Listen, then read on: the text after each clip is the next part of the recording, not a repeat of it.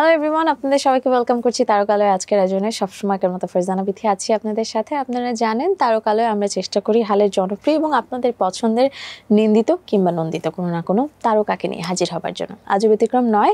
তারকারা তাদের কাজ এবং তাদের আচরণ দিয়ে নিন্দিত হন, আবার কিছু কিছু তারকা আছেন তাদের কাজের মাধ্যমে ভালোবাসায় হৃদয়ে জায়গা করে নেন। আজকে তেমন একজন তারকাকে নিয়ে বসেছি তারকালয়ের আড্ডায়।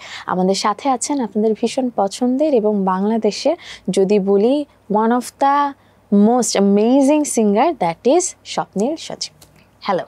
হ্যালো, খুব সুন্দর লাগলো অনেকদিন পর তোমার সাথে আড্ডা। এত সুন্দর ইন্ট্রোডাকশন দিচ্ছিলে, খুব আনন্দ হলো। আরো অনেক কিছু আছে ইন্ট্রোডাকশন, কিন্তু ইন্ট্রোডাকশন দিতে গেলে তো মানে শো শেষ হয়ে যাবে, কারণ তোমার অ্যাচিভমেন্ট এত এবং তুমি দুর্দান্ত কাজ করেছো, বাংলাদেশের হয়ে কাজ করেছো, বাংলাদেশের নাম নিয়ে কাজ করেছো তোমার গানে গানে।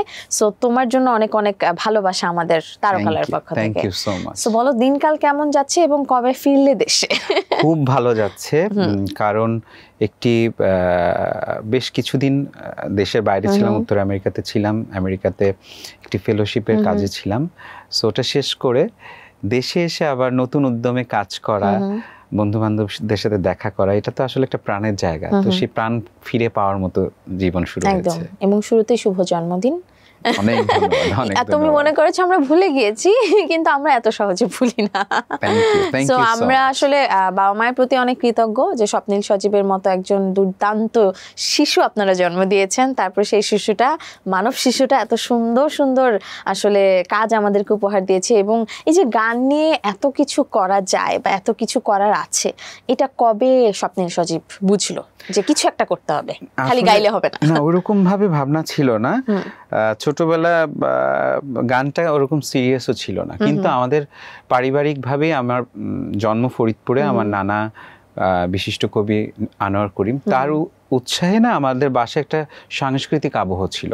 ছেলেদের তুমি জানো একটা সময় গলাটা বড় হওয়ার সময় ভয়েস চেঞ্জ হয়, তখন গান গাওয়া যায় না।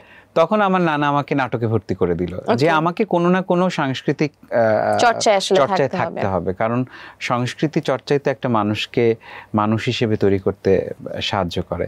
তো ওরকমভাবেই ছোটবেলায় বেড়ে ওঠা।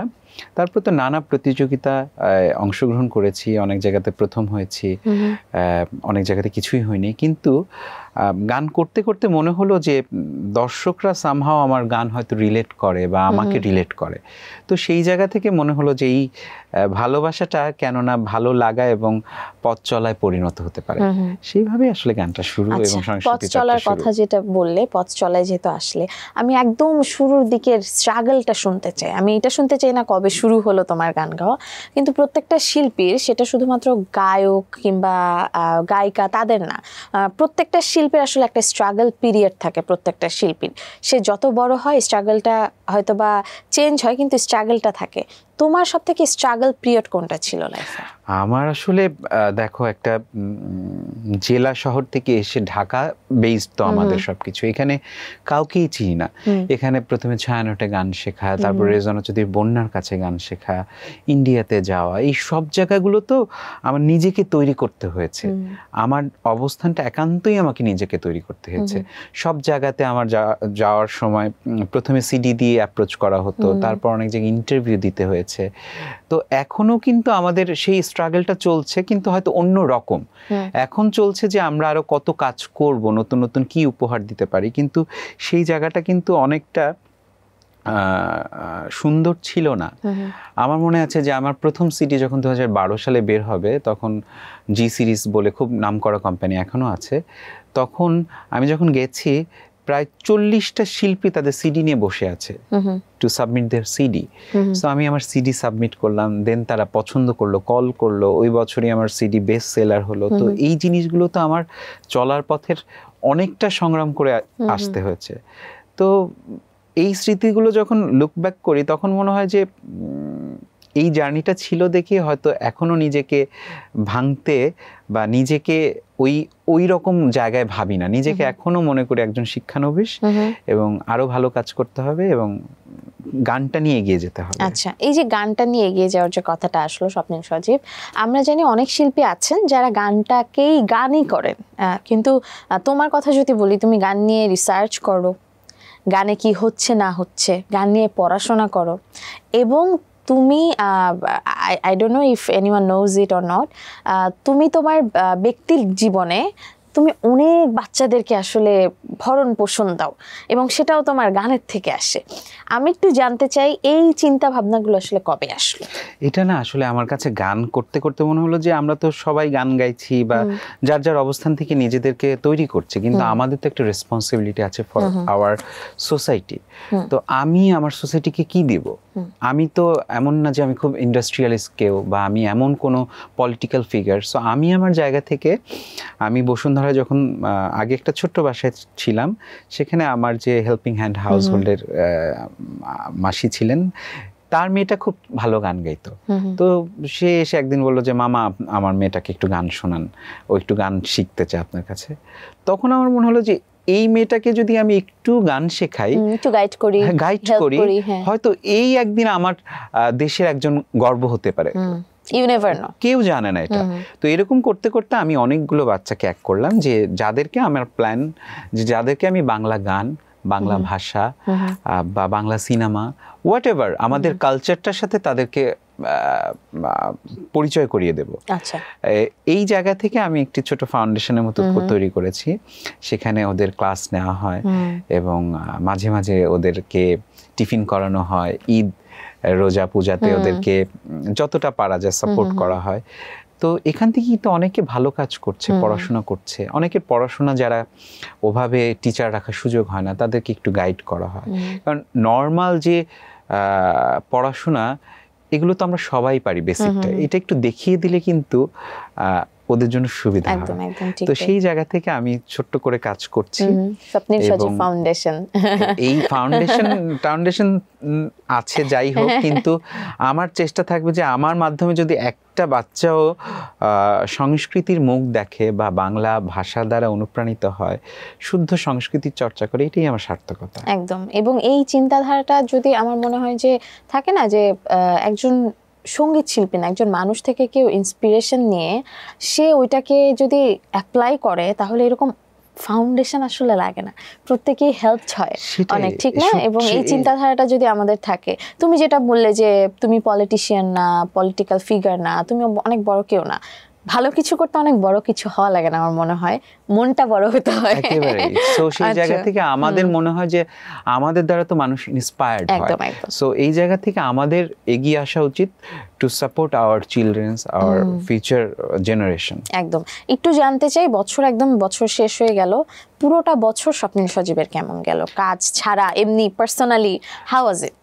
খুব ভালো গেছে আমার। আসলে আমি আজকেই কোথাও একজনকে বলছিলাম যে আমার কোনো অপূর্ণতা নেই, আমার একটাই স্বপ্ন যে সুস্থ থেকে, ভালো থেকে সমাজের জন্য কিছু করা। তো পুরো বছর ব্যাপী যে আমাদের তো কিছু পরিকল্পনা থাকে, এই বছর এইটা করব, তো যা যা ভেবেছিলাম মোর দেন আমি পেয়েছি। মানুষের ভালোবাসা বলো, স্রষ্টার কাছ থেকে আশীর্বাদ বলো। যেমন আমি একটি লম্বা সময় আমেরিকাতে ফেলোশিপের কাজে ছিলাম, সেখানে আমি 3টে ইউনিভার্সিটির সাথে কাজ করেছি। ইউনিভার্সিটি অফ মিনিসোটাতে আমি পড়িয়েছি, তারপরে ইউনিভার্সিটি অফ ইলিনয়, যেখানে রবীন্দ্রনাথের ছেলে পড়তেন, ওখানে রবীন্দ্রনাথের বাড়ি আছে আরবানা শ্যাম্পেন, শিকাগোতে, সেখানে আমি কাজ করেছি। তো এটা তো আমার মতো একটা ক্ষুদ্র মানুষের জন্য অনেক বড় পাওয়া। নেক্সট ইয়ার আমার পিএইচডির কাজ করব। সো এই জিনিসগুলো না আমার মনে হয় যে পুরো জার্নিটা এক জন্মে একটা মানুষ এত কিছু পেয়ে যাবে, এটাও অনেকে ভাবে না, যেটা তুমি এক বছরে করে ফেললে। এটা আসলে ভালোবাসা, আমার হয়তো কিছুটা প্রচেষ্টা এবং কিছুটা মা বাবার দোয়া। একদম। আর ভালোবাসার সাথে সাথে আমাদেরও দোয়া আছে, আমরা সবাই দোয়া করি।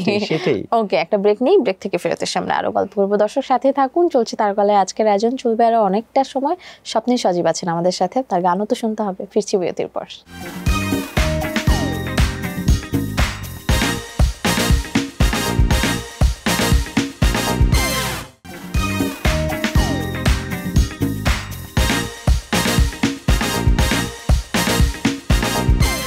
বিরতির পর আপনাদের সবাইকে আরেকবার ওয়েলকাম ব্যাক করছি। আপনারা দেখছেন বিজয় টিভি, চলছে তারকালের আজকের আয়োজন, সাথে আছি ফারজানা বিথি।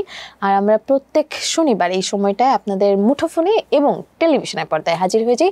যারা শুয়ে বসে আমাদেরকে দেখছেন অর্থাৎ মুঠোফোনে, তারা কিন্তু চাইলে আপনার ভালোবাসার মানুষদের সাথে আমাদের এই আড্ডাটা শেয়ার করতে পারেন, জানাতে পারেন আপনাদের কেমন লাগছে, লাইক, কমেন্ট আর শেয়ার করে। আমাদের আজকের তারকালের অতিথি স্বপ্নিল সজীব। আরেকবার ওয়েলকাম ব্যাক। একটা গান দিয়ে শুরু করি, তারপর কথা বলি, কারণ গানের মানুষ পেলে গান তো হবেই। গলা ঠিক আছে তো? হ্যাঁ। ওকে।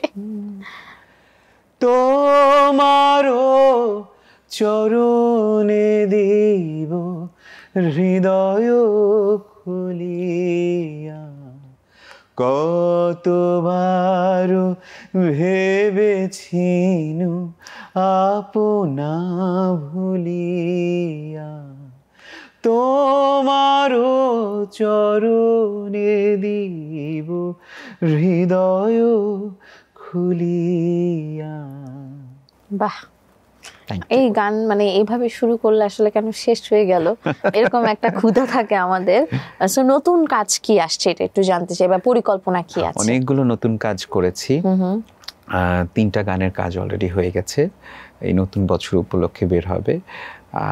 আর নতুন আরও একটি পরিকল্পনা হাতে নিয়েছি যে বাংলাদেশব্যাপী আমাদের দেশে তো এক এক অঞ্চলে এক এক ধরনের সাউন্ড, এক এক অঞ্চলে এক এক ধরনের কৃষ্টি, সেই জিনিসটাকে সাউন্ড অফ বেঙ্গল করে একটি সিরিজ আকারে বের করব এবং সেই জায়গাগুলোতে গিয়ে।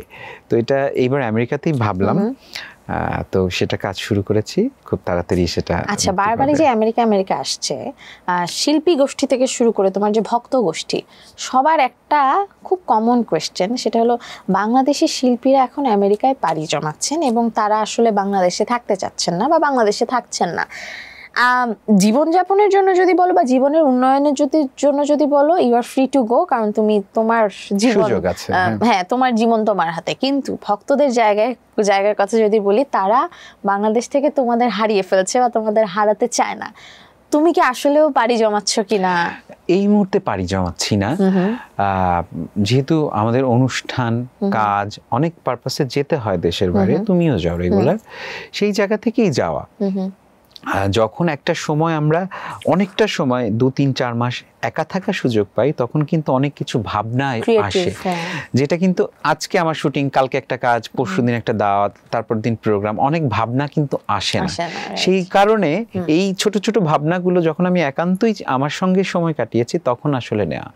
আর অবশ্যই দেশ থেকে যেসব শিল্পী সাহিত্যিকরা চলে যান, তাদেরকে তো আমরা মিস করব, তাদের চর্চাটা ওখানেও থাকে, কিন্তু এরমভাবে তো আমরা তাদেরকে চটজলদি পাবো না।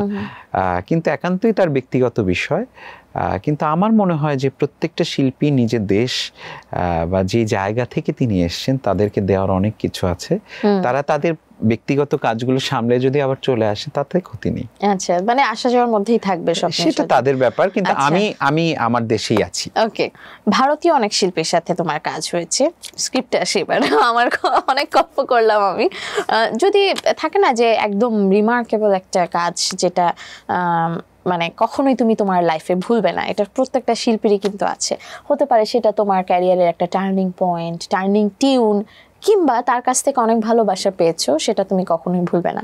এরকম কোনো স্মরণীয় মুহূর্ত আছে? অনেকগুলো আছে।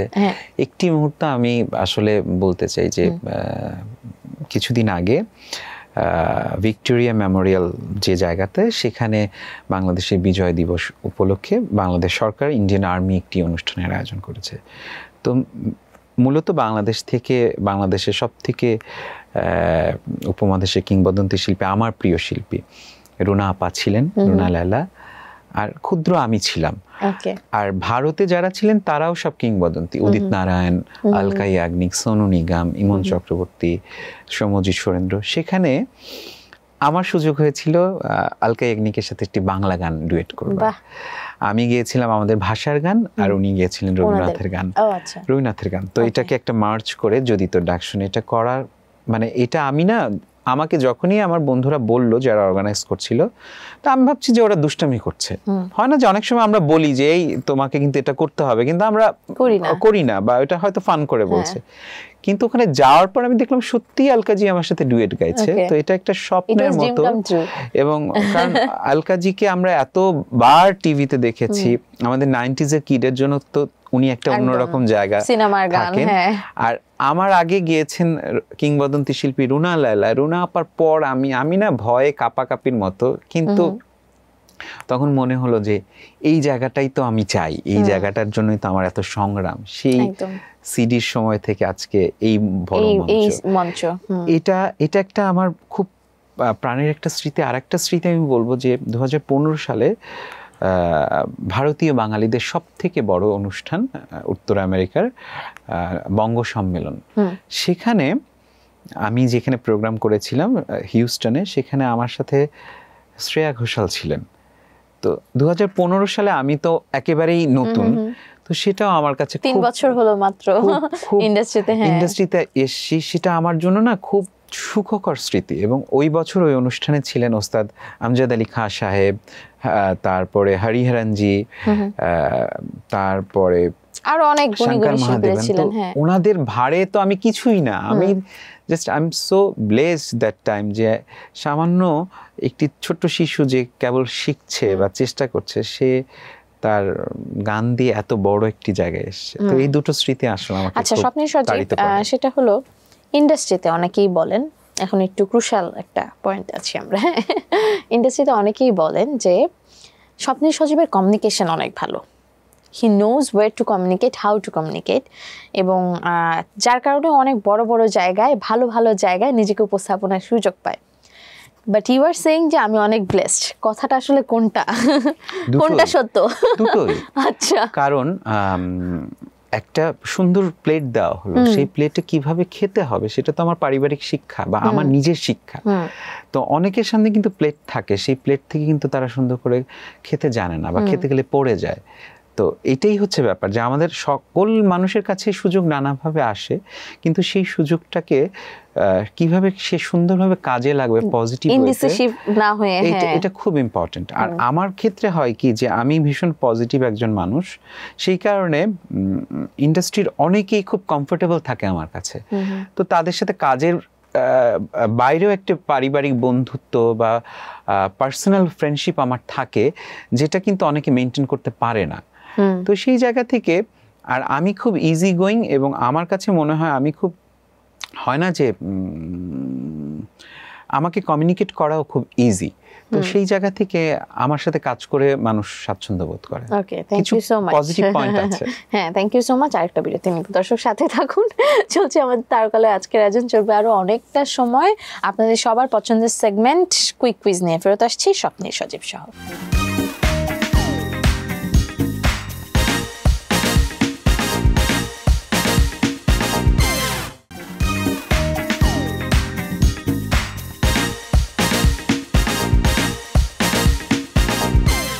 বিরতির পর আপনাদের সবাইকে আরেকবার ওয়েলকাম ব্যাক করছি। দেখছেন বিজয় টিভি, চলছে তারকালয়, আর সাথে আছে আমি ফারজানা বিথি, এবং আজকে আমার অতিথি এসেছেন আপনাদের সবার প্রিয়, ভীষণ ভালোবাসার বাংলাদেশের স্বপ্নিল সজীব।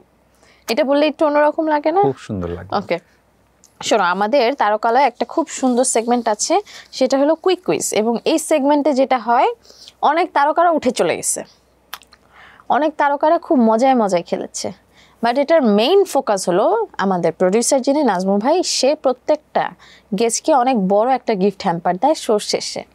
সো তুমি ওই হ্যাম্পারের জন্য খেলো। আচ্ছা, ঠিক আছে। ওকে, সঙ্গীত শিল্পী না হলে তুমি কি হতে? অভিনয় শিল্পী হয়তো। হ্যাঁ, এটা কুইক কুইজ, তাড়াতাড়ি অ্যান্সার দিতে হবে। আমি ব্যাংকার হতাম। ওকে, ঘুম থেকে উঠে দেখলে আর গান করতে পারছো না, কি করবে তখন? অভিনয় করব। কান্না করবে যে আমি গান করতে পারছি না। আচ্ছা, প্রিয় 3 ফিমেল সিঙ্গার তোমার কে কে? রুনা আপা, সাবিনা ইয়াসমিন, আর তোমার গুরু? রেজনা চৌধুরী বোন। ইয়েস, আমি ওর অ্যান্সার দিয়ে দিচ্ছি, আমি অর্ধেক পাবো হ্যাম্পার। একদম। আর 3 জন পুরুষ সঙ্গীত শিল্পী কারা? কুমার বিশ্বজিৎ দা, বাপ্পাদা, জেমস ভাই। কোন শিল্পীর কোন গুণটি তুমি নিতে চাও? নাম বলছি, তার কাছ থেকে তুমি কি নিতে চাও? শিল্পী মিতা হক। উফ, কি সুন্দর শেখাতেন তিনি, মানে উনি ওনার মতো যদি শেখাতে পারতাম। পাপিয়া সারোয়ার। ওনার গানের আবেদন আচ্ছা, ভীষণ আবেদনময়। সাদি মোহাম্মদ। সাদিদার গলাটা গলাটাই ওকে। খুব সুন্দর। ফরিদা পারভিন। ফরিদা আপার প্রাণ, গানের মধ্যে যে অদ্ভুত একটা প্রাণ আছেন। রিজওয়ানা চৌধুরী বন্যা। ওনার সব কিছু দিয়েছে তো তোমাকে। ওকে, রেগে গেলে কি করো? দাড়ি চুল সব কেটে ফেলি। কিছুদিন আগে রেগে গিয়েছিলে নাকি? 3-4 দিন আগে রেগে গেছি, দাড়ি কেটে ফেলেছি। আচ্ছা, এরপরে কোশ্চেনটা কি বলি, শেষ কবে রেগেছো? এটা অ্যানসার পেয়ে গেছি। 3 দিন আগে রেগেছি। আচ্ছা, কিন্তু থাকে না এমন কখনো হয়েছে রেগে গিয়েছো, এই যে এই সমস্ত উল্টাপাল্টা কাজ করলে পরে মনে হয়েছে উচিত হয়? এখন মনে হচ্ছে উচিত হয় না। রিগ্রেট এখন মনে হচ্ছে। ওকে, নিজেকে কিসের সঙ্গে তুলনা করবে? ফুল। ফুল কিন্তু ঝরে পড়ে। অনেক ফুলের গন্ধ থেকে যায়। ওকে, ঢেকি স্বর্গে গিয়েও ধান ভাঙে। তুমি যদি স্বর্গে যাও কি করবে? গান গাইবো। আচ্ছা, নিজের 3টি ভালো দিক বলো। আমি বিনয়ী, আমি পরোপকারী, আমি নিজের মধ্যে অনেক কিছু রাখতে পারি। ওকে, 3টি বাজে দিক কি? চটজলদি রেগে যাই, অনেক কথা বলি প্রিয়জনের সাথে। এটা তো বাজে দিক না, এটা তো ভালো দিক। মাঝে মাঝে ভালোবাসার মানুষদের সাথে ঝগড়া করি। বাইরে বের হলে তোমার ব্যাগে কোন 3টি জিনিস থাকবেই? সানগ্লাস থাকে, পারফিউম থাকে, ন্যাপকিন থাকে। আচ্ছা, আর মোবাইল না হলেও চলে? না না, মোবাইল মানি ব্যাগ এটা তো ম্যান্ডেটরি, লাইফের একটা পার্ট হয়ে গেছে। আচ্ছা, ধরো যে আয়নায় তাকিয়ে আমি নিজেকে বলি উফ আমি এত সুন্দর কেন, তুমি কি বলো? আমি এত বাজে কেন, বিচ্ছিরি কেন? এই যা, সত্যি আর একটু সুন্দর হতে পারতাম। না না না, ইটস ফাইন। ভক্তের বিড়ম্বনায় কখনো পড়েছো? হ্যাঁ, পড়েছি। কি টাইপের বিড়ম্বনা? এই কিছুদিন আগে একটা পুজোতে গান গাইতে গাইতে একজন এমন ভাবে আমাকে টান দিয়েছে, আমার ধুতি পরা ছিল, আমার পুরো ধুতি খুলে গেছে। ভাগ্যিস পাঞ্জাবি ছিল দেখে আমি খুব সুন্দর করে সামলে নিয়েছি, বাট ইট ওয়াজ ভেরি কি বলবো, offensive. Don't do that guys. Okay, আলাদিনের দৈত্য তোমাকে 3টা ইচ্ছে পূরণের সুযোগ দিল, তোমার 3টা ইচ্ছে কি? আমি আমার দেশকে সুন্দর করে ফেলবো। আমি আমার সব প্রিয় জায়গা ঘুরে বেড়াবো। আর এই তোমার ঘোরা বাকি আছে? অনেক জায়গা বাকি আছে, আজকেই বললাম 3টা জায়গা বাকি আছে। আর মাত্র 3টা জায়গা বাকি আছে। আর আমি আমার যে বাচ্চাগুলো আছে তাদেরকে সবাইকে তার স্বপ্ন পূরণ করে দেব। বাহ, প্রেমপত্র লেখা সহজ নাকি প্রেম করা সহজ? এখন প্রেম করা সহজ।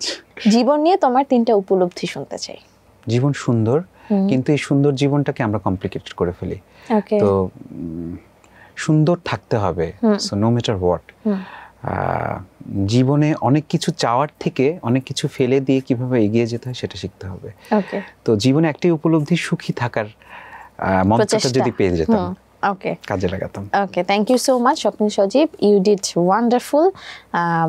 যে বাকেটটার কথা বলছিলাম আর সেটার 80% তুমি পাবে। তুমি আমাকে অনেক কিছু শিখিয়েছো, উপলব্ধি মানেই ভুলে গেছি। Thank you. আচ্ছা, একটু জানতে চাই যে আজকের অনুষ্ঠানে এসে তোমার কেমন লাগলো, কি উপলব্ধি করলে? আমার খুব খুব ভালো লেগেছে, জি, কারণ আমি অনেকদিন পর আমার প্রিয় চ্যানেলে এসেছি, বিজয় টিভিতে এসেছি, তোমার সাথে দেখা হলো, যদি একটু লেট করে এসেছি, কিন্তু খুব আনন্দ হলো। ওকে, খুব সুন্দর একটি সময় কাটালাম। Thank you so much. দর্শক আছে তোমার অনেক, তাদের উদ্দেশ্যে কি বলার? দর্শকদের উদ্দেশ্যে একটা কথাই বলবো, আপনারা বাংলা গানের সঙ্গে থাকবেন, বাংলা সংস্কৃতির সঙ্গে থাকবেন এবং নতুন শিল্পীদেরকে অনুপ্রাণিত করবেন, বিজয় টিভির সঙ্গে থাকবেন। Thank you so much. নিশ্চয়ই দেখা হবে নতুন কোনো কাজ নিয়ে। দর্শক, আজকের মতো সাইন আউট করছি বিজয় টিভির তারকালয় থেকে। কথা দিচ্ছি নেক্সট উইকে আবার হাজির হয়ে যাবো আপনার পছন্দের ভালোবাসার হালে জনপ্রিয় কোনো না কোনো সঙ্গীত শিল্পী কিংবা অভিনয় শিল্পী কিংবা সেলিব্রেটেড আর্টিস্টকে নিয়ে। সে পর্যন্ত ভালো থাকুন, সুস্থ থাকুন, থাকুন বিজয় টিভির সাথে। Bye bye.